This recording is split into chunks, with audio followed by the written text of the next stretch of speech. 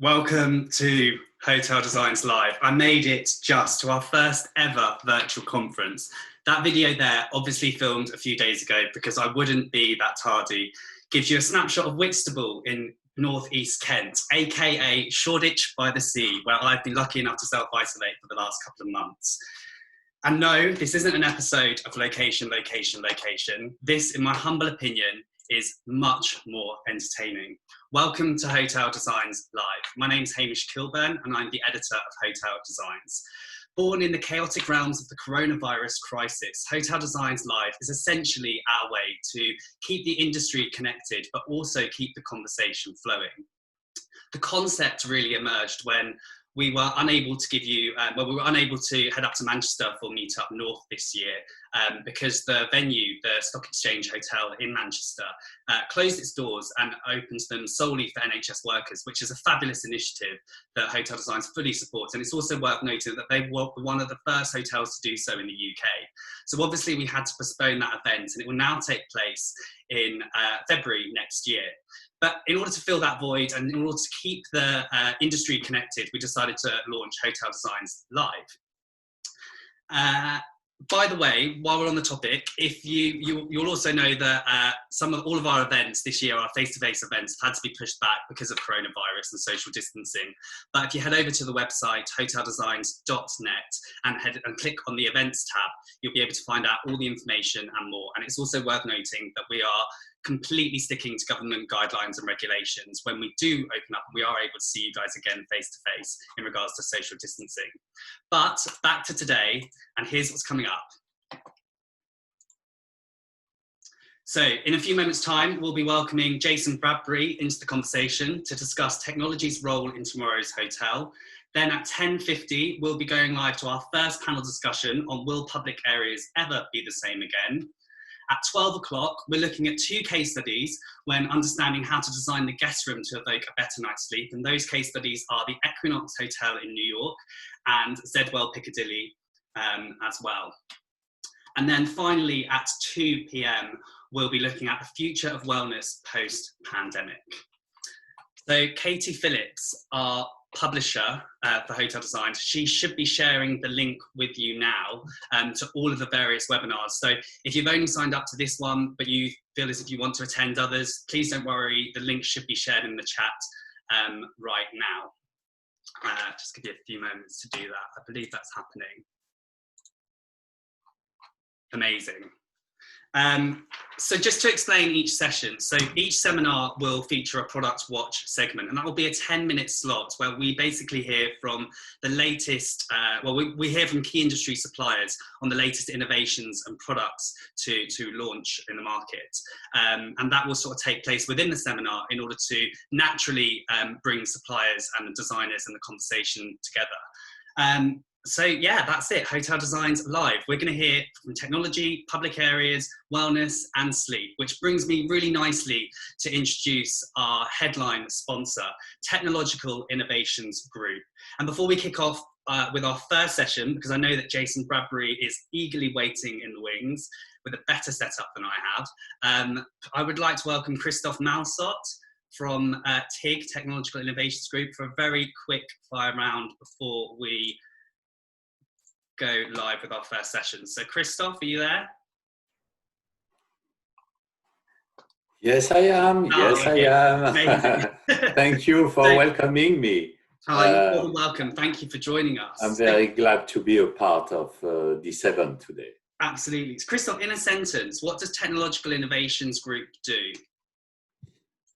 Wow, in the sentence. No, we are an EMEA sales agency offering an ecosystem of brands at the forefront of the leading edge technology development.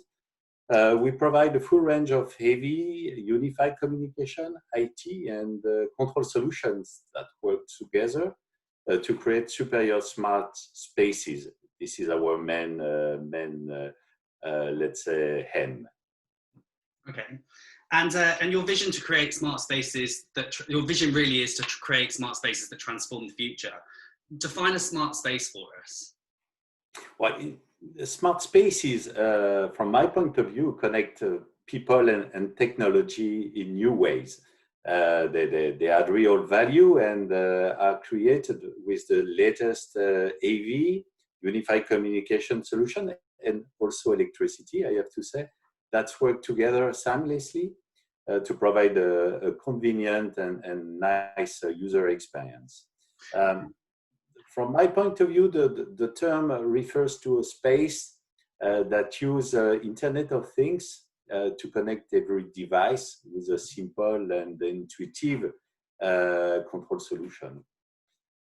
This significantly enhances the customer experience and increase their loyalty to you. A smart space should now provide minimal or zero-touch environment, but I guess we will discuss later on due to this. Yeah, and we'll hear from other suppliers as well when it comes to, you know. And for example, hosting a large group seminar or conference, it's easier than ever before. Guests will be impressed by the ease with which they can run their presentation and control the technology in the room. So a wireless presentation system, offer flexibility, for example, enabling guests to stream and compress the video from any laptop or mobile device and control the whole environment like lighting, shades, HVAC, let's say temperature. So this is definitely, I'm trying to summarize, but this is definitely what I'm calling a smart space, let's say. And on your website, you mentioned TIG as an ecosystem of solutions for smart spaces. Can you explain what you mean by this? In fact, at TIG, let's say, we are working hard to let's say, push the boundaries of technological integration for smart spaces. We offer a solution-based approach to your current and future needs, because from our point of view, there is no one-size-fits-all. So our portfolio includes solutions that complement one another to create bespoke experiences. Our biggest technology provider is Crestron, worldwide known, let's say, and Crestron always sits at the heart of our ecosystem, but the other brands we represent work together to perfectly complete the desired user experience. To help people to understand how our ecosystem works, we have currently launched a new virtual experience space on our website, where visitors can see smart space examples, which demonstrate how the technology is integrated. I'm just going to go back to that for you so everyone can see that. And our portfolio includes, as I said, Crestron and so many other brands, let's say, which complete definitely and provide nice and stylish smart spaces. Perfect. Christophe, really quickly, because we're going to go live to our first session in a minute, but from a technology perspective, what do you think's been the biggest change and evolution post-pandemic? Yeah. Technology will be a real game changer for the hotel industry, in this case, in the post-pandemic world. The hospitality industry will need to offer more contactless, but still with a very personalized guest experience. And from my point of view, smartphones will be used to manage more things, such as check-in, check-out, open the room, control the environment in the room, let's say meeting rooms or guest room, and the entertainment. From my point of view, this is one of the key issues in the following weeks and months and years we will see. And for example, we are able to provide a QR code when you enter in the room, and you flash with your own smartphone, and then you control your whole environment. This is one of the key issues, and you can do the same when you order something in the restaurant, for example. So this is a part of the future. Absolutely. I kind of like to put that question to everyone, really, just so that you can all navigate the software. Down below, you'll see that there's options like chat, for example. Please feel free to have your input. And, you know, the question really is, from a technology perspective, what do you think will be the biggest change or evolution post-pandemic? So feel free to have your say. But also, if you want to ask a question to the panel anytime today, you can also do so. We've got a Q&A that will run throughout as well. Thank you so much, Christoph. Thank you. Finally, is it TIG or TIG? I know that internally you guys, do you call it TIG? Yeah, well, okay, internally we are talking about TIG, but I would prefer TIG. TIG, I've got it from now on. Thank you so much. So obviously we'll be hearing from TIG a little bit later on. But ladies and gentlemen, it is time now to welcome my first guest for today, and that is Jason Bradbury, who should be joining us right now. Jason, are you there? Yeah, I'm definitely here. I'm definitely here. Hang on a second. I think the internet gods have come.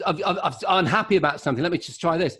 That's a shame, because what I was doing was a very clever little intro where I was going to come in on a hoverboard, and I never thought that that Zoom would prevent me from zooming in. That's not good, is it? I'm not sure if you can still hear me. I'm on what is a really great example, actually, from a metaphorical point of view, of the rate of change that's going to drive all these new innovations that we were just hearing of in that previous intro. This is something called the One Wheel, and it's really a realization of my childhood dreams of owning a Marty McFly hoverboard. I can sit down now, and I'm much more like a radio presenter now. Isn't that incredible? My chocolate voice, thanks to thousands of pounds worth of hardware, can make anyone sound good. And yeah, so that device there, and this is central to the whole subject of how technology is going to completely change the way that we experience hotels in the future. And I'm talking about the next 5 to 10 years in terms of the extraordinary change. That device there was dreamt up on a Sunday, prototyped by the Wednesday, and fully funded on Kickstarter within 14 days. To a tune of several $100,000. And then it came, I think it was probably at market sort of within 6 months to 12 months. But the development process is a really interesting example of how the telescoping of time, thanks to the exponential nature of anything connected to information technology, happens. And it's no different for the hotel industry. And I'm going to hopefully talk about some innovations. Yeah, totally. That are good examples of that. Absolutely. So just before we start, this session is sponsored by Hamilton Lightstat, which is a Bristol-based manufacturer that provides the finishing touches to hotel interiors with its inviolable portfolio of products. On-trend decorative wiring accessories, as well as smart lighting controls, audio systems designed to enhance the hotel guest experience. And enhance the hotel guest experience, Jason Bradbury, is exactly what we're about to discuss doing right now through technology. And we'll be hearing from Gavin and the other suppliers as well with the product watch a little bit later on. So, Jason, before we sort of look too far ahead, where do you think, where are we now in regards to technology, and what do you think's been the most interesting piece of technology that's been invented in the last couple of years?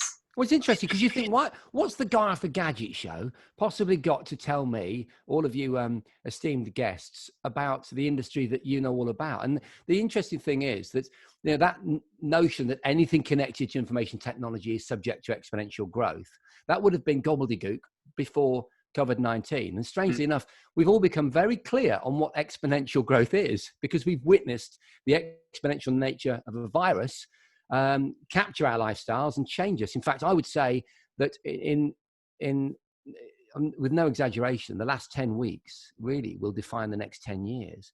So you asked me specifically in near terms what that means. Well, obviously, you know better than I do, but the notion of kind of cleanliness and personal space and kind of personal security, which wouldn't really have featured. It would have been part of a hotel's brief. You know, health and safety and all the rest of it is critically important, but it wouldn't have been a selling point. And so now technologies that offer a sense of peace of mind and well-being are going to be central to the buying experience for consumers. And there's some really interesting innovations. In fact, I know that we're going to hear about one of those, or possibly several of them today in this session this morning. So that, and also the idea of space. So you and I have talked often about space because we've done things together, you know, over the last couple of years. I remember we did an article together about Eccleston Square, where I went to stay at Eccleston Square, and I effectively projected that hotel, that lovely, really funky bijou hotel in, where is it? It's near where you get your passport, isn't it? It's near Kensington. Yeah. I think Winston Churchill once lived there. I mean, how amazing is that? And so it was a very traditional hotel, but they recognized the need to do the sort of stuff that we were hearing from our first speaker. Was it Christoph? Yeah. And so it's a highly technologized environment. The technology in Eccleston Square is almost invisible if you exclude the media lounge, which in itself is extraordinary. So they've got a kind of community dining room, but they've got some really obvious HD, massive big 4K TV screen in there with lots of sort of video conferencing opportunities and so on. But effectively, the experience as a guest, it's very stealthy. The technology is quite stealthy in that hotel. And so I wonder whether we're going to see more overt instances of technology because they'll make us feel safer. So I wonder if we'll see the cleaning process or whatever technology there is that purifies surfaces and so on and so forth, whether that will become a more overt experience. One example I'd like to point to in terms of what's available now, it's strangely close to home, which is very unusual because as I've said, I've nothing formally to do with the industry. If I can just click a few buttons, hopefully, I should be able to go to a slide, which I think you'll really like. It's very relevant. So, okay, so there's a place where I live in Woodhall Spa. I'll just bring the slide up. Just give me 2 seconds. So I push various buttons on my control panel. Please tell me once it's there, if you can see it. Okay, here we go. Can you see that now, full screen? It's an aerial image of, it's like a villa, isn't it? If you're looking at the right thing. Now, this has just been built. There are actually 2 of these, and it's in a place called Bainland Park, which is in Woodhall Spa, which again is unusual because this isn't in Kensington. It's not in Italy. It's in Lincolnshire. But it kind of doesn't matter now. That would have been a problem before, you know, being out of the way, 3 hours from London, and not having the infrastructure required to run something sophisticated like this, like Wi-Fi and all the rest of it. Now it's possible, obviously, because we've all kind of moved along the technological curve. And what's unique about this is the size of it. This is actually, it's got 12 bedrooms and it can house 24 people. That was a kind of pre-COVID-19 decision, I'll have you know. They're now marketing it slightly differently. They're marketing it for large families or cohabiting families. So families that would, as the regulations ease, are allowed to spend time together. But you can see there are 2 blocks either side. You can have a family in one block, a family in the other, and the communal space in the middle. And what I find interesting about this is it's a completely self-sufficient holiday experience. So you roll up to the gates, you're given your keys from, I'm guessing, from behind a screen, and then a member of staff in a golf buggy drives you to your villa. And there are many of these villas. They're not this big. They're not all this big. This is the biggest one. This is the latest innovation on the park. But that level of architecture and design sets the scene for this holiday park. And experiences, this is another really interesting thing. They were going to renovate the kind of clubhouse. It's like a clubhouse. If you imagine Centre Parks has a central hub. They decided not to do that. They decided instead to take communal experiences outside. So they're thinking of buying a Citroen pizza van, you know, like an old French Citroen with a stone-baked pizza oven in there. They've got sheep and a kind of, not on a grand scale, but they've got goats. Sorry, they've got some goats. They've got an outside gym. So can you see how very, very slowly, what would have been traditionally, it would have been static caravans. They would have evolved then to lodges over sort of 5 or 10 years. And then this big clubhouse experience with, you know, a Starbucks concession and a canteen, you know, a place where you could buy pizzas and so on. That's now changing. And that change has been driven by the last 10 weeks. This is the extraordinary thing. So obviously these villas were being built pre-lockdown, but the decision to not go with the clubhouse, certainly in the short term, and to buy experiences that can be experienced within the realms of social distancing, that's all happened. So I don't know what you can draw from that, because you're more expert at seeing the significance. Feel as if, change from COVID, the hotels that are going to really benefit are the hotels that really change the core of their offering. And taking away the public space is a real drastic move. But for somewhere like where this is, what's the place called again? The place is called Bainland Park. I was trying to bring up an image of the interior. Bainland Park. Woodhall Spa is an interesting place in that it is actually traditionally it's a tourist destination. It's where rich Victorians from places like Leeds and Manchester, and I'm guessing London, used to go for the spa, the sulphur waters. But it's also very famous, of course, because it's the home of the Dam Busters Squadron.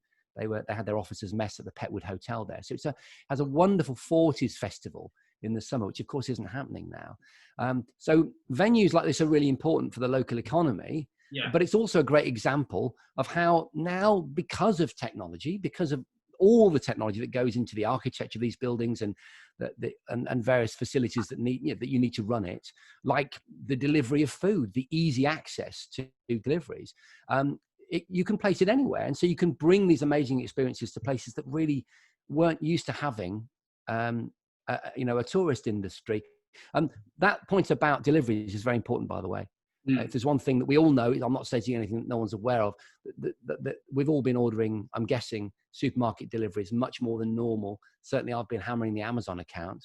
As that infrastructure increases and we move to automated cars and there's a more efficient delivery mechanism, and also the idea that you can get things more quickly becomes a reality, which for people living in large metropolitan areas, that you can order certain items and have them the same day. When that becomes a reality, then the ability to go to further flung places and establish a more, isolated with a small I, a more isolated holiday experience becomes the better. I tell you what happens. Customers book into Bainland Park and they make sure that their Ocado delivery coincides with their arrival. And it's nothing to do with the park. They don't talk to the park about delivering food. They've got it organized from the local, on the app, they might be from Basildon, but they've worked out that the local, whatever it is, Horncastle, I think it is, the local market town, has a Sainsbury's, and they organize for them to deliver in time for their arrival. So it's independent of the park. Now I think that culturally is quite interesting, isn't it? Yeah, of course. And it's just the drastic change to eliminate the public areas. Actually, that just entices the guests to look outside and to order in. It does. Culture. It does. And I think sometimes you get these enclaves and they don't necessarily communicate with the resources that they have around them. And I know that there's been friction in the past at this particular location with the local community and with local businesses. And actually, I wonder if that might ease, because you're going to need to go out. You're going to need to go out into the town and go out to the local restaurants and sort of, rather than just coming from Norwich and being in your lodge and then going to the clubhouse and never kind of seeing the countryside or the local village. I think it could be good, but culturally, there's a mixture of messages there. I did click earlier to another image. Can I show you something else? Because I think you might find it interesting. Just to let everyone know, I've shared a link to Bainland Park in the chat. So if you want to see any more of that. Yeah, I will say that my wife's family are connected to it, but it wasn't meant as an advert. It's just something that I've been aware of because I've witnessed what's happened during COVID-19 in this particular landscape, and the way that they've reacted to it, I think, is quite interesting. I'm sure there are other examples. Maybe chat at some point could suggest some examples of how the hotel environments have reacted in a way that maybe has surprised you. I brought up a picture on my PowerPoint of a space called Samsung KX. I don't know if anyone's been there. It's in Coal Drops Yard in London, near King's Cross. I don't understand that place because it's a Samsung store, but you can't actually buy anything there. Beautifully put. That's the point. Would you believe, folks, that what you're looking at there that look like spray cans and actually work as spray cans, if you were to spin them round, that's only half a spray can. On the other side, clipped, it's basically a phone case. And if you press the top next to that wall, which I'm told is the largest curved screen in Europe, by the way, in a shop, and you can actually spray, and all those assets that you see on the screen have been sprayed by various people apart from maybe that metallic dog. And I just think it's a lovely idea of a lovely example rather of how space is changing, and how a store like this, built around nothing more than experience, with the products dotted into it, I think is a really interesting model for where we're going. And it might also reflect more so in your industry. I've got one more example of it as I flick back. This is an interesting extension of our current model for home delivery. It's also an example of one of my key themes when I talk in these futurology gigs that I do all over the world. And that is that the past is the greatest predictor of the future. And does anyone remember maybe living in the 70s or 80s? I certainly do. I used to live in Woodall Spa, which I was just talking about, in the 80s. The grocery store coming to you on a Thursday night, and running outside and getting a bag of crisps, or mom or dad getting some necessary groceries, because living in a rural area, it was always a bit of an effort to go out and about. And of course, we didn't have the superstores that we have now in the 80s. Well, this is a fully automated self-driving shop. So rather than going on your equivalent of Amazon in Shenzhen, which is where that lower image is taken, that's the artist impression top left, and that's the real thing bottom right. There's a year between those two images, and I brought them together. Yeah, rather, you go on the app, you order what you want, and rather than the device, the item of clothing arriving in the back of a car and a chap giving it to you in a parcel, the whole shop arrives, and you can shop. That's an isolated shopping experience. I'm sure that will raise all kinds of questions, but with limited time, I want to finally show you one other image. Some of you may have been here. This is the Box Park in Croydon. What's special about this to me is following this trend that I think is absolutely critical. It's something that the hotel industry has always been aware of, but retail are now finally waking up to it. They're realizing that having a warehouse with a till at the front, which is effectively what we have on high streets, is not good enough anymore when you can order whatever you want from all over the world and have it in some cases the same day. Yet what you need to provide is an experience. And this is what this space is all about. So in the daytime, you can buy, your screen printed t-shirts and your vinyl and gourmet coffee.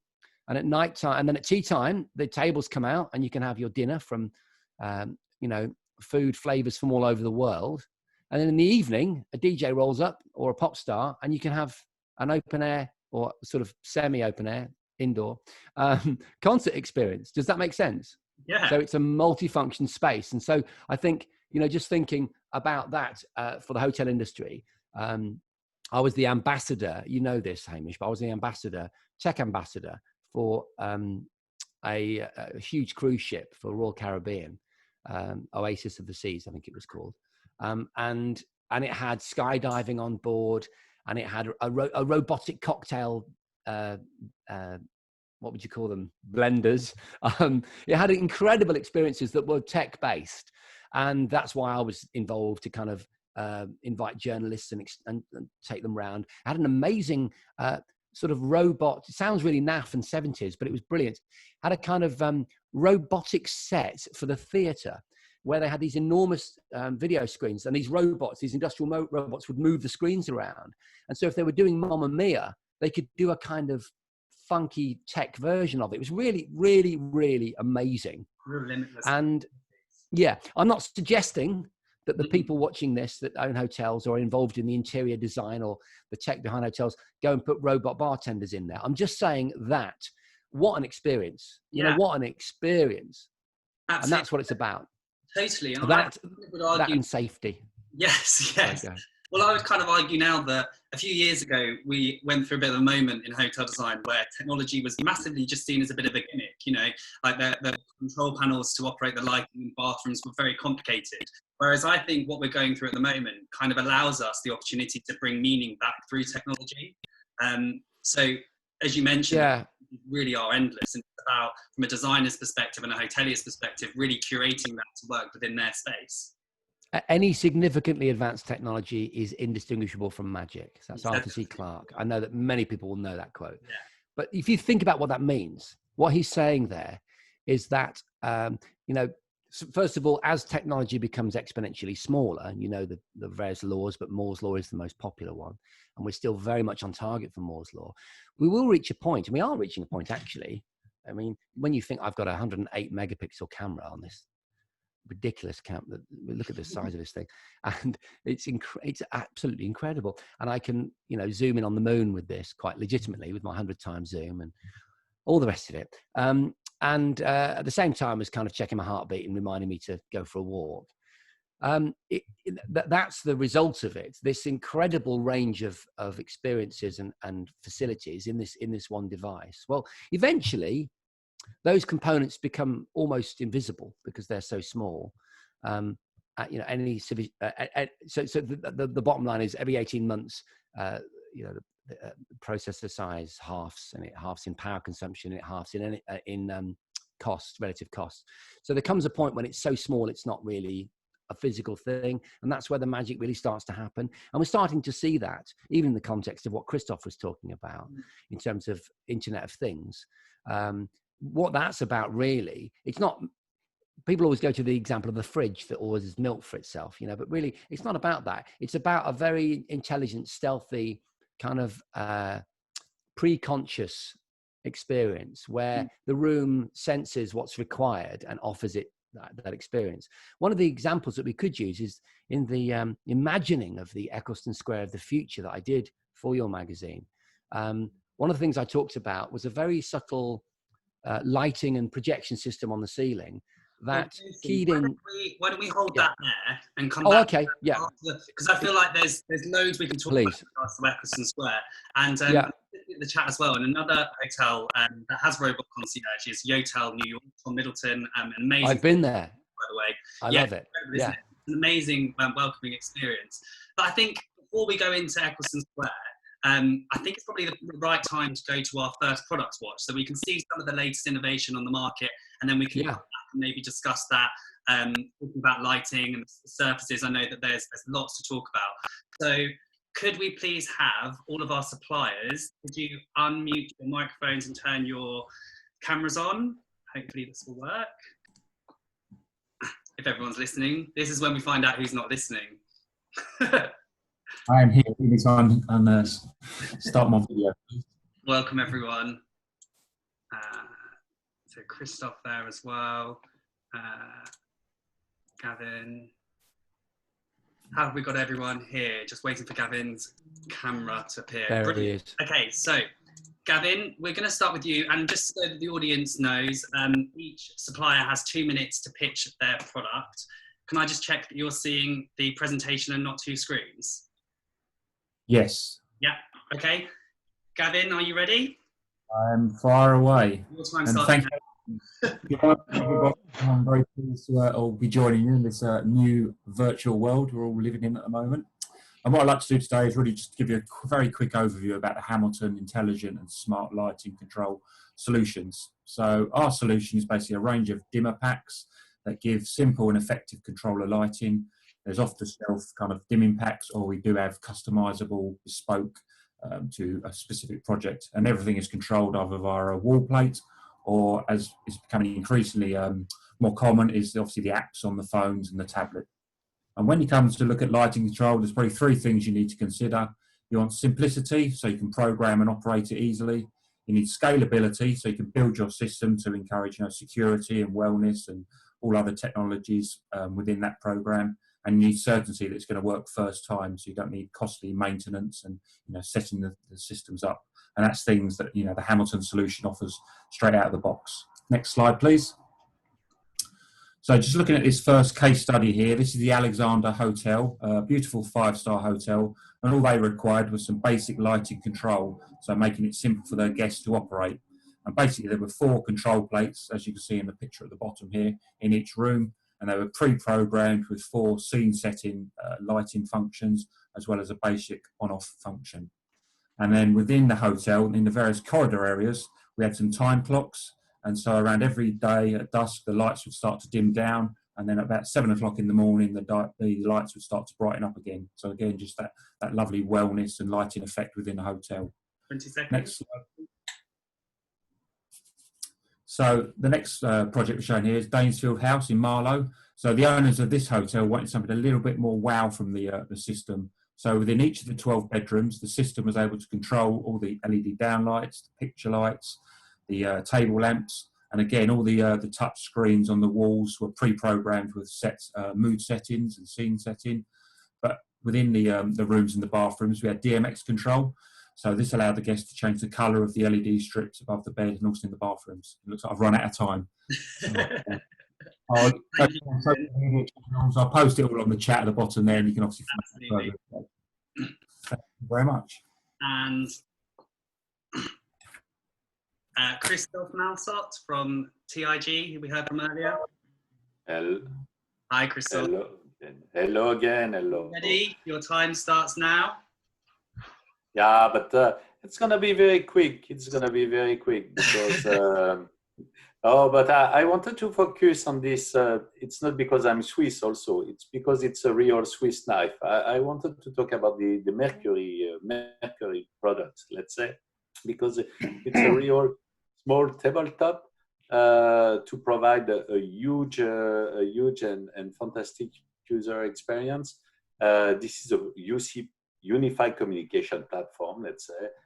Which enables to full duplex wideband audio conferencing, speakerphone video, and conferencing. Bring your own device also, and telephone. So it's really amazing.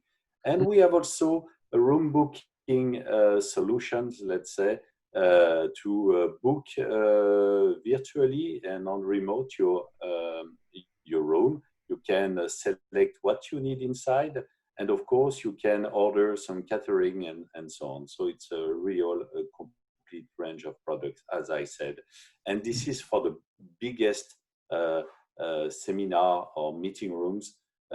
Again, we have various solutions to make it happen, and for sure to make these rooms working easily with a, let's say, learning curve close to zero. So when you enter in the room, you have to understand how does it work, and you have to understand also how you will realize your presentation.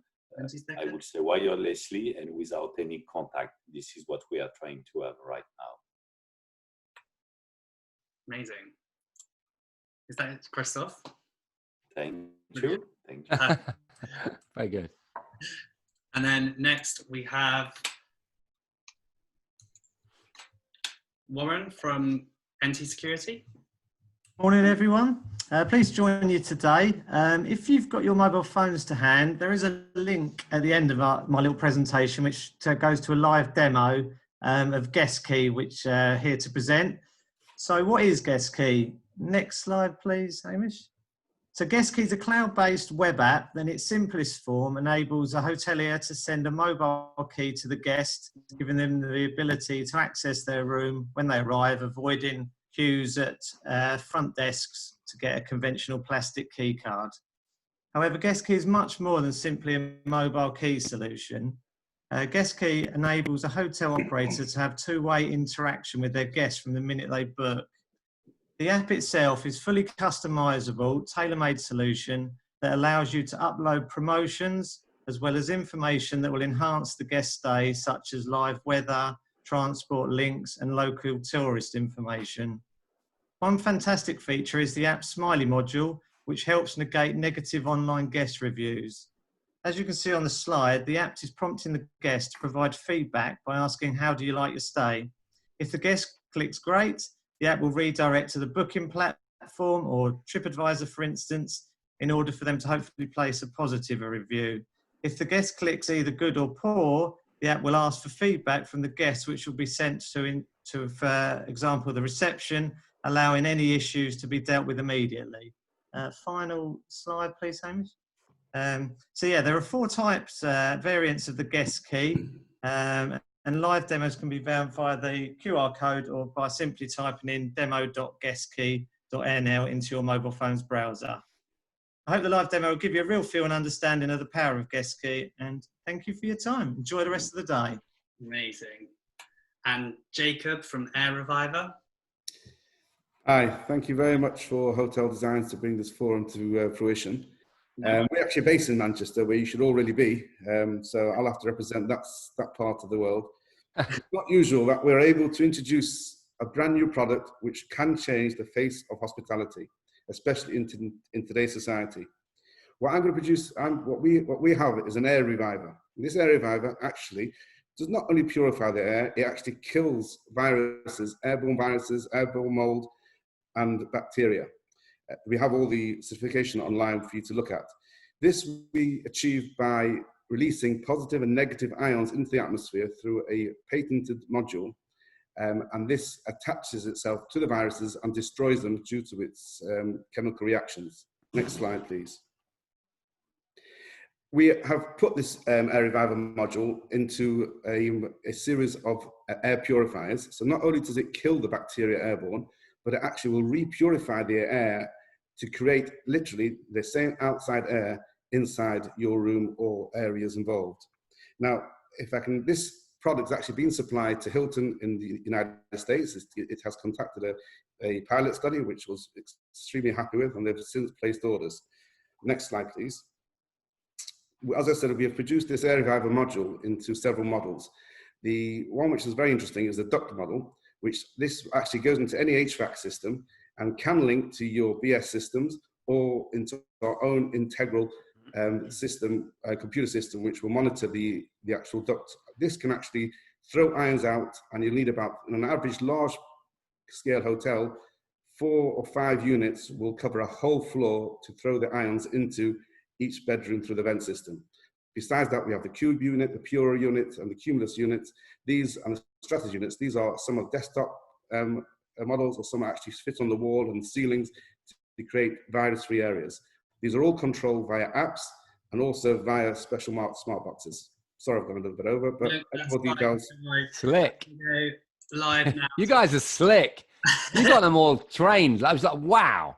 That was so engaging, guys. And then finally, we've got Colin Sinclair from Aqualisa. Colin, you there? Yes, I'm here. Can you hear me? Off we go. Oh, actually, Colin, I'm just going to reshare it because I didn't share with sound. So 2 seconds. Share with sound. Okay, so your time starts now. Colin? Yeah, you're going to run the video for me, Hamish?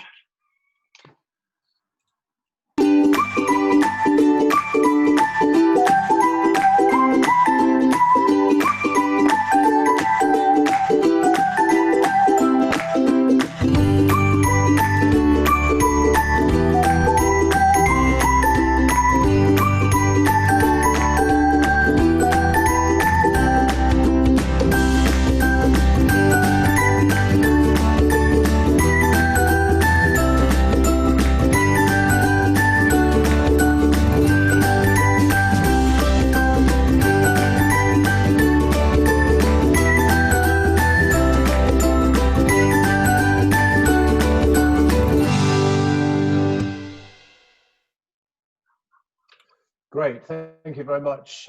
Good morning, everybody.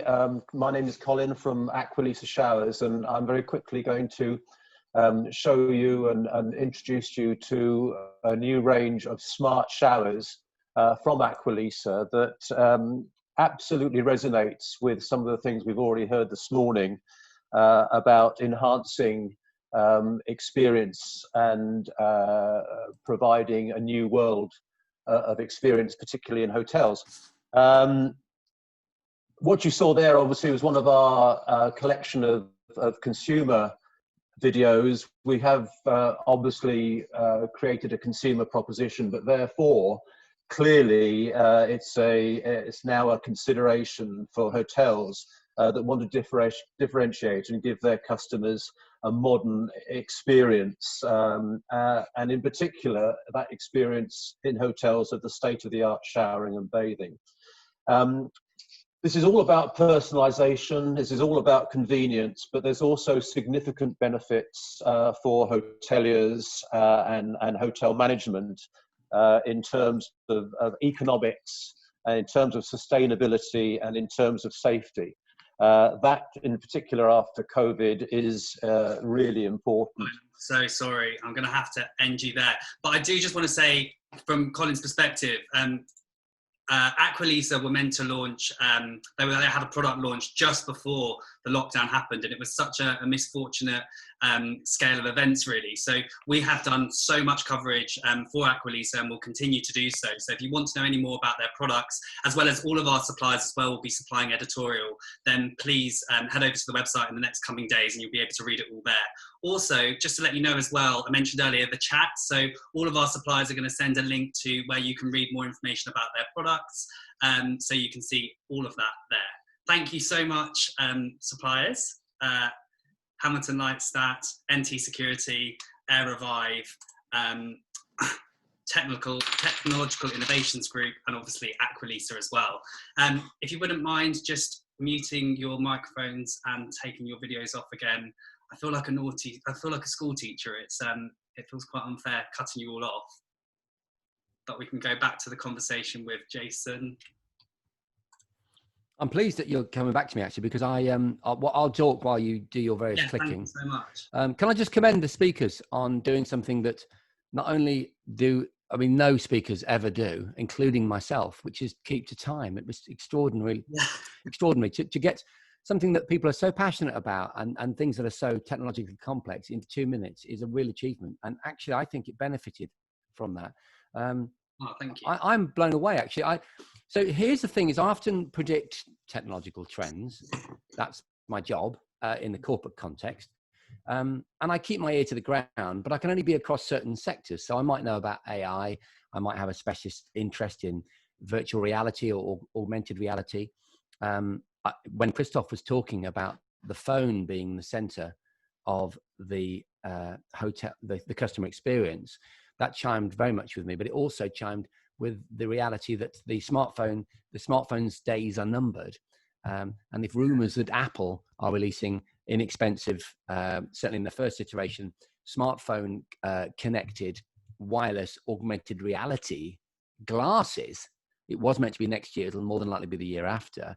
That's a game changer because, Apple they lead the cultural shift. What I'm saying is that we will all be wearing bins like this, whether you like it or not. But the advantage of having these frames on your face is going to be the augmentation